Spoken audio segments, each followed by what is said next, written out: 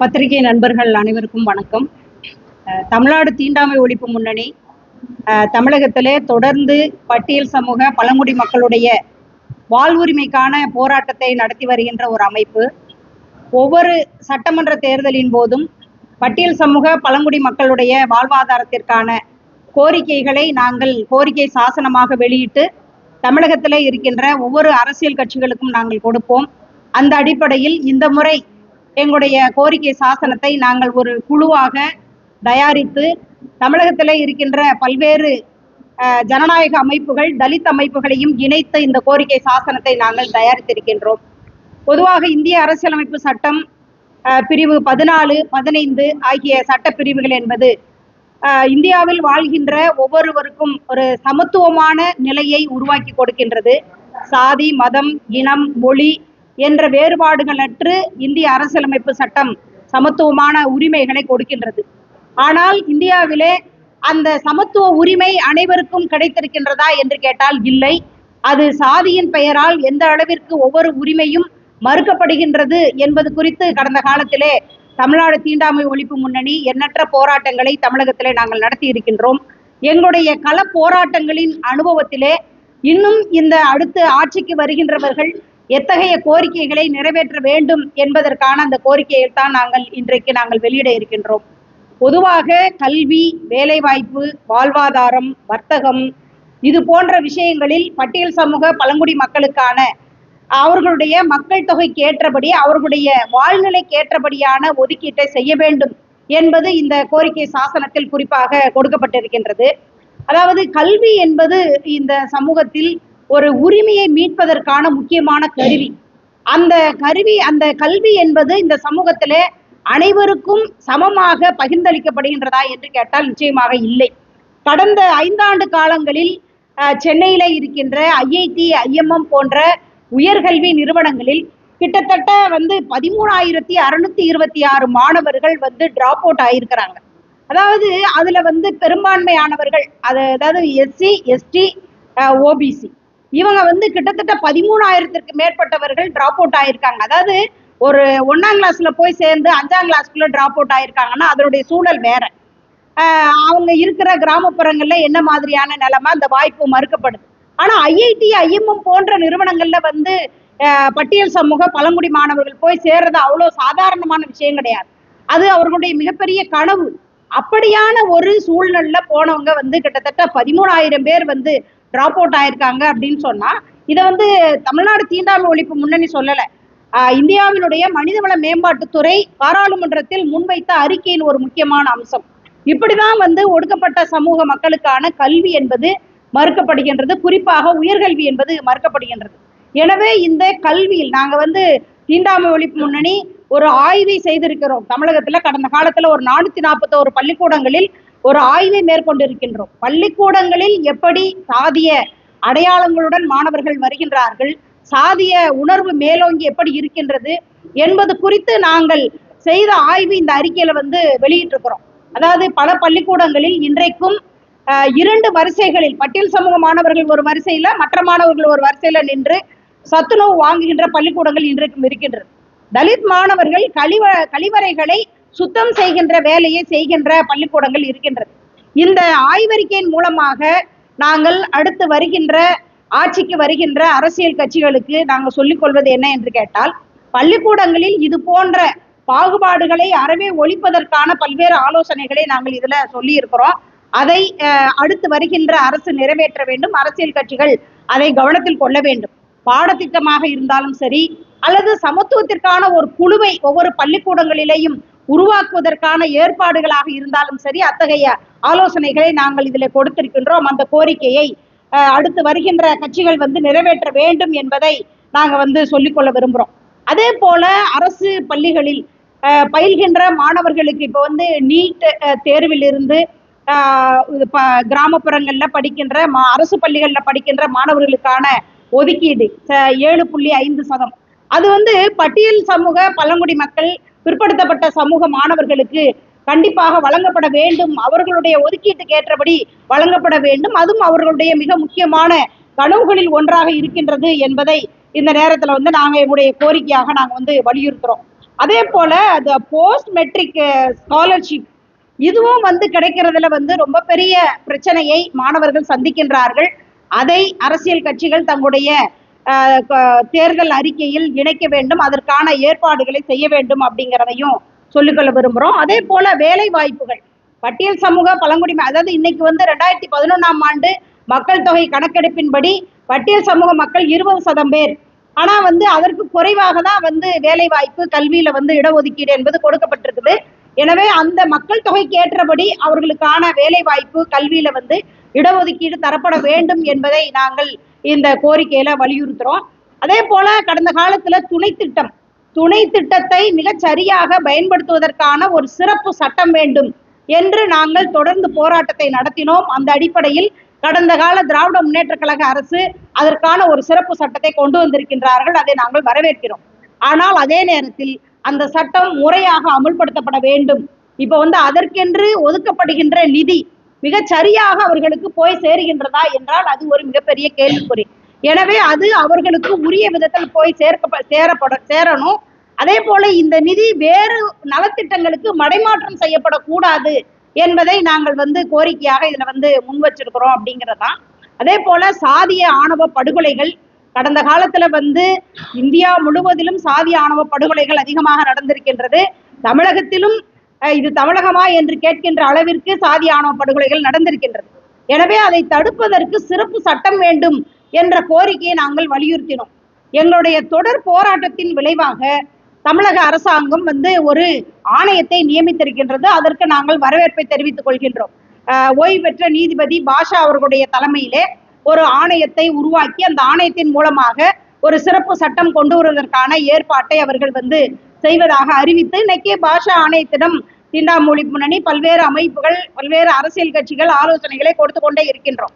அடுத்து ஆட்சிக்கு வருகின்ற எந்த அரசாக இருந்தாலும் சரி இந்த சாதிய ஆணவ படுகொலைகளை தடுப்பதற்கு சிறப்பு சட்டத்தை அவர்கள் கொண்டு வர வேண்டும் என்ற முக்கியமான கோரிக்கையை நாங்கள் இதன் மூலமாக முன்வைக்கிறோம். அதே போல சாதி மறுப்பு திருமணம் செய்து கொள்கின்றவர்களை ஊக்கப்படுத்துவது ஒண்ணு பாதுகாப்பு இல்லை. நாங்க தீண்டாமை ஒழிப்பு முன்னணி 2016 நீதிமன்றத்தில் தொடுத்த வழக்கின் அடிப்படையில் சென்னை உயர்நீதிமன்றம் ஒரு உத்தரவை பிறப்பித்திருக்கின்றது. ஒவ்வொரு மாவட்டத்திலும் ஒரு ஸ்பெஷல் செல் உருவாக்கப்பட வேண்டும் என்று சொல்லி நீதிபதி ராமசுப்பிரமணியம் ஒரு உத்தரவு வந்து பிறப்பிச்சிருக்கிறார். அது வந்து ஒவ்வொரு மாவட்டத்திலும் இருக்கின்றதா என்று கேட்டால் இல்லை. அதை அரசியல் கட்சிகள் தங்களுடைய தேர்தல் அறிக்கையிலே சேர்த்து அதை அடுத்து வருகின்ற அரசு அதை நிறைவேற்ற வேண்டும் என்பதை நாங்கள் தெரிவித்துக் கொள்கின்றோம். நிலம் என்பது ஒடுக்கப்பட்ட சமூக மக்களுடைய அதிகாரத்தின் மையம். ஆனால் இன்றைக்கு நிலங்களற்றவர்களாக பட்டியல் சமூக மக்கள் பழங்குடி மக்கள் வாழ்ந்து கொண்டிருக்கின்றார்கள். பட்டியல் சமூக மக்களுக்கு என்று கொடுக்கப்பட்ட பஞ்சமி நிலம் 12.5 லட்சம் ஏக்கர் பஞ்சமி நிலம் இன்றைக்கு கைமாறி வகை மாறி பல அதிகாரம் படைத்த சாதிய ஆதிக்க சக்திகள் கையில வந்து இன்னைக்கு இருக்குது. அதை மீட்டு தருவதற்கான போராட்டத்தை நாங்கள் தொடர்ந்து நடத்தி வந்து கொண்டிருக்கின்றோம். பல்வேறு உயர்நீதிமன்ற உத்தரவுகள் எல்லாம் இருக்கு. ஆனாலும் கூட அந்த நிலங்கள் எல்லாம் உரிய முறையிலே பட்டியல் சமூக மக்களுக்கு கொடுக்கப்பட்டிருக்கின்றனவா என்று கேட்டால் நிச்சயமாக இல்லை. அது எதிர்காலத்திலே பட்டியல் சமூக மக்களுக்கான அவர்களுடைய நில உரிமையை அரசு மீட்டு தர வேண்டும் என்று எங்களுடைய கோரிக்கையை நாங்கள் முன்வைத்திருக்கின்றோம். அதே போல பழங்குடி மக்கள் கைகள்ல 98% பேர் கைகள்ல ஒரு பிட்டு நிலம் கூட கிடையாது. அதுதான் அவர்களுடைய வாழ்நிலை. இன்னைக்கு வந்து தரிசு நிலங்கள் எத்தனையோ ஏக்கர் நிலங்கள் தமிழ்நாட்டில் இருக்குது. இந்த தரிசு நிலங்கள் அது வந்து அடையாளப்படுத்தப்படாம எல்லாம் கிடையாது. ரெவென்யூ வந்து அதை அடையாளப்படுத்தி இருக்கிறாங்க தெரியும். இந்த நிலங்கள் எடுத்து பட்டியல் சமூக பழங்குடி மக்களுக்கு அந்த நிலங்கள் விநியோகம் செய்யப்பட வேண்டும். அது அந்த மக்களுடைய அதிகாரத்தின் மையமாக நிச்சயமாக இருக்கும். அதே போல அவர்களுக்கான வீடற்றவர்களுக்கு வீடு, இது போன்ற கோரிக்கைகளை நாங்கள் எங்களுடைய இந்த சமூக நீதி சாசனத்தில் நாங்கள் முன்வைக்கின்றோம். அதே போல வந்து தொழில்ல வந்து இன்னைக்கு தொழில் அதிபர்களாக எத்தனை SC ST மக்கள் இருக்காங்க அப்படின்னு கேட்டா ரொம்ப ரொம்ப கேள்விக்குறியான விஷயம்தான். இப்ப இந்த தொழில் முனைவோர் பட்டியல் சமூக பழங்குடி மக்கள் தொழில் முனைவோராக இருப்பவர்களுக்கு ஒரு சிறப்பு சலுகைகள் வழங்குவது, அவர்களுக்கான தொழில் பயிற்சியை கொடுப்பது, அவர்களை தொழிலதிபர்களாக மாற்றுவது என்ற ஒரு நிலையை அடுத்து வருகின்ற அரசு கொண்டு வர வேண்டும் என்ற ஒரு கோரிக்கையை நாங்கள் வந்து முன்வைக்கின்றோம்.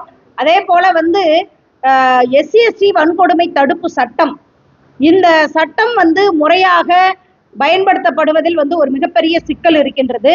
அதாவது இன்னும் 20 ஆண்டு காலம் எல்லாம் வந்து இந்த வன்கொடுமை தடுப்பு சட்டத்துல வழக்கு பதிவு செய்யப்பட்டு 20 வருஷம் எல்லாம் ஓடிட்டு இருக்குது. உங்களுக்கு வந்து வாச்சாத்தி வழக்கு வந்து நினைவிருக்கும் நான் நினைக்கிறேன். இது மாதிரி எண்ணற்ற வழக்குகள் மிக நீண்ட காலமாக ஓடிட்டே இருக்குது. ஆனா இந்த வன்கொடுமை தடுப்பு சட்டத்துல வந்து கரெக்டா பதிவு செய்யப்பட்ட 60 நாட்களில் சார்ஜ் ஷீட் வந்து தயார் செய்யப்படணும். அதே போல 120 நாட்களில் தீர்ப்பு வழங்கப்பட வேண்டும். அதுதான் அந்த இது போன்று தாக்குதலுக்கு உள்ளாகின்ற தலித் மக்களுக்கான ஒரு சரியான நீதியாக அமையும். இன்னைக்கும் பாத்தீங்கன்னா முதலமைச்சர் தலைமையிலே விழிக்கண் குழு என்ற ஒரு குழு இருக்கின்றது. அது பீரியாடிக்கலா அது கூடணும். இது எதிர்வருகின்ற அரசு பீரியாடிக்கலா அதை வந்து கூட்டுறது. அதே போல வந்து அந்த வழக்குகள்ல வந்து முழுமையான ஆய்வு செய்து அதற்கு குறித்த விவரங்களை வெளியிடுவது, இது போன்ற அம்சங்கள் வந்து நிச்சயமாக அதுக்குள்ள இருக்கணும். அதே போல ஒவ்வொரு மாவட்டத்திலும் ஒவ்வொரு SC ST சிறப்பு நீதிமன்றங்கள் உருவாக்கப்படணும். இன்னைக்கு தமிழ்நாட்டில் ஒரு 11 நீதிமன்றங்கள் மட்டும்தான் இருக்கு. ஆனா வந்து SC ST வன்கொடுமை தடுப்பு சட்டத்தின் கீழ் வழக்குகள் நீதிமன்றங்களில் குவிந்து கிடக்கின்றது. இந்த வழக்குகளை வந்து விசாரிப்பதற்கு ஒரு மாவட்டத்திற்கு ஒரு சிறப்பு நீதிமன்றம் உருவாக்கப்பட வேண்டும் என்ற கோரிக்கையும் நாங்கள் எங்களுடைய கோரிக்கை சாசனத்தில் முன்வைத்திருக்கின்றோம். அனைத்திற்கும் மேலாக அடுத்து வருகின்ற புதிய அரசு என்பது பட்டியல் சமூக பழங்குடி மக்களுடைய வன்கொடுமைக்கு எதிராக அவர்களுடைய வாழ்வாதாரம், கல்வி, தொழில், வர்த்தகம் இந்த விஷயத்தில் அவர்களுடைய முன்னேற்றம் குறித்து ஒரு சிறப்பு சட்டமன்றத்தை கூட்டி அதில் விவாதித்து எங்களுடைய கோரிக்கைகள் அனைத்தையும் நிறைவேற்றுவதற்கான ஒரு முன்முயற்சி எடுக்க வேண்டும் என்பதை இந்த கோரிக்கை சாசனத்தின் மூலமாக நாங்கள் தமிழகத்தில் இருக்கின்ற அரசியல் கட்சிகளுக்கு சொல்லிக் கொள்கின்றோம். இந்த வெளியீட்டு நிகழ்ச்சிக்கு பின்பு தமிழகத்தில் இருக்கின்ற அனைத்து அரசியல் கட்சிகளுக்கும் நாங்கள் இந்த கோரிக்கை சாசனத்தை கொடுக்க இருக்கின்றோம். அவர்கள் நிச்சயமாக பரிசீலனை செய்து தங்களுடைய தேர்தல் அறிக்கையில் இணைப்பார்கள் என்ற நம்பிக்கை எங்களுக்கு இருக்கின்றது. புதிதாக வருகின்ற அரசும் இந்த கோரிக்கைகளை நிறைவேற்றுவார்கள் என்ற நம்பிக்கையோடு தமிழ்நாடு தீண்டாமை ஒழிப்பு முன்னணி இதை நாங்கள் வெளியிடுகின்றோம். எங்களுடைய இந்த சாசனத்தை உருவாக்குவதற்கு அருமை தோழர் வாஞ்சிநாதன் அவருடைய தலைமையிலே ஒரு குழுவை அமைத்து நாங்கள் அந்த கோரிக்கையை உருவாக்கினோம். அதில் நாங்கள் வந்து ஒரு 12க்கு மேற்பட்ட தலித் அமைப்புகள், ஜனநாயக அமைப்புகள் இதில் கலந்து கொண்டு அதற்கான ஆலோசனைகளை கொடுத்திருக்கின்றார்கள். அவருடைய பெயர்களும் இந்த பின்னால வந்து கோரிக்கை சாசனத்தின் பின்பகுதியிலே கொடுத்திருக்கின்றோம். இதற்கான ஆலோசனைகளை கொடுத்த அனைத்து அமைப்புகளுக்கும் பத்திரிகையாளர்களுக்கும் நன்றி நான் தெரிவித்துக் கொள்கிறேன். சாதிய கொள்கைகளுக்கு எதிரான சட்டங்கள் தண்டனை வந்து முழுமையாக்கப்படணும். அதாவது இன்னைக்கு இருக்கிற சட்டத்திற்குரிய முறையில சட்டம் இருக்கின்ற விதத்துல அதற்கான விசாரணைகள் நடத்தப்பட்டு தண்டனைகள் சரியாக கொடுக்கப்படுகின்றதா என்று கேட்டால் இல்லை. ஏன்னா வந்து வழக்குகள் எல்லாமே நான் சொன்னபடி 20 ஆண்டு காலம் 18 ஆண்டு காலம் எல்லாம் ஓடுது. பல நேரங்கள்ல வந்து சாட்சிகளை பாதுகாக்க முடியாம வந்து தவிச்சுக்கிட்டு இருக்கிறோம். எங்களை மாதிரியான அமைப்புகள் வந்து இன்னைக்கு வந்து இந்தியால சாட்சிகளை பாதுகாப்பதற்கான சிறப்பு சட்டம் இல்லை. சாட்சிகள் வந்து த்ரெட்டன் பண்ணப்படுறது. முதல்ல போலீஸ்ல வந்து சொல்லிடுவாங்க நடந்ததுன்னு சொல்லிட்டு. ஆனா அடுத்து வந்து அவர்கள் த்ரெட்டன் பண்ணப்படும் போது ஆட்டோமேட்டிக்கா அவர்கள் வந்து பின்வாங்குகிறார்கள். எனவே இந்த இருக்கிற சட்டத்தின் அடிப்படையில் வழக்கு மிக நேர்மையாக விசாரிக்கப்பட்டு குற்றவாளிகள் தண்டிக்கப்பட்டாலே ஓரளவிற்கு குற்றங்கள் குறையும். அதை தாண்டி சாட்சிகளை பாதுகாப்பதற்கான சிறப்பு சட்டம் வேண்டும் என்பதையும் தமிழ்நாடு தீண்டாமை ஒழிப்பு முன்னணி தொடர்ந்து கோரிக்கொண்டிருக்கின்றோம்.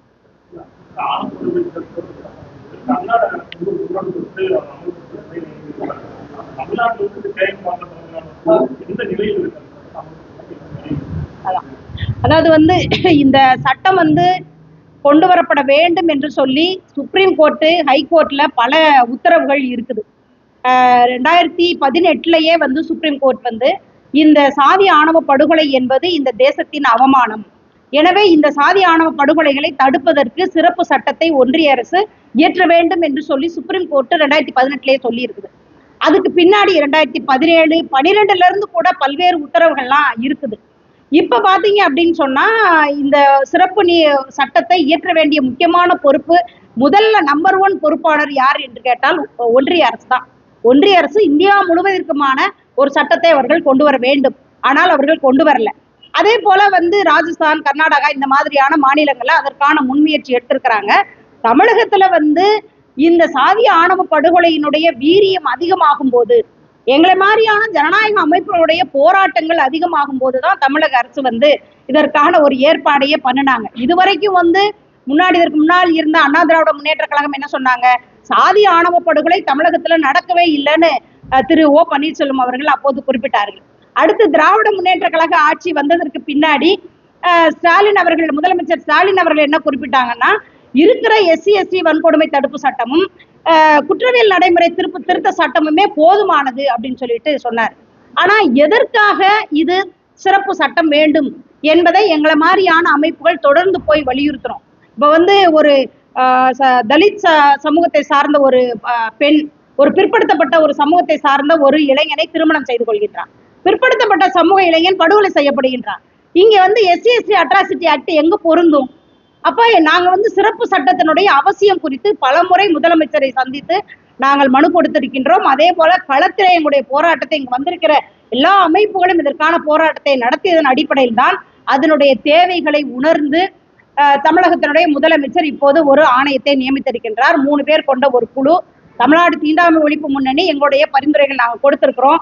இன்னைக்கு மார்க்சிய கம்யூனிஸ்ட் கட்சியினுடைய செயலாளர் சண்முகம் தலைமையில ஒரு குழு போய் வந்து பாஷா ஆணையத்தை வந்து இன்னைக்கு காலைல 11 மணிக்கு நேரம் பார்த்திருப்பாங்க. அதே போல பல்வேறு அரசியல் கட்சிகள் வந்து பாக்குறாங்க, ஜனநாயக அமைப்புகள் போய் பாக்குறாங்க. எங்களுடைய ஆலோசனைகளை எல்லாம் அவங்க வந்து கேட்டு வாங்கி வச்சிருக்கிறாங்க.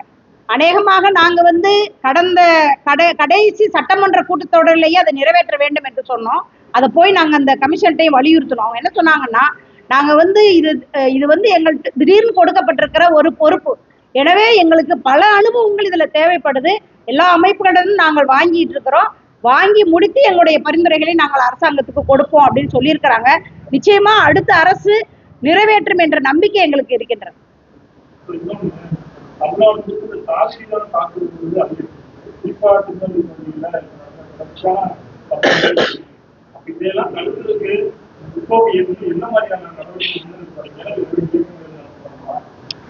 அதாவது இந்த கோரிக்கை சாசனத்துல இருக்கிறது எல்லாமே வந்து ஒண்ணு கல்வி, தொழில், வர்த்தகம் போன்ற மேம்பாடு ஒரு பக்கம், இன்னொரு பக்கம் தலித் மக்கள், பட்டியல் சமூக பழங்குடி மக்கள் மீதான வன்கொடுமைகளை தடுப்பதற்கான ஆலோசனைகளை நாங்க வந்து அரசியல் கட்சிகளுக்கு கொடுத்திருக்கிறோம்.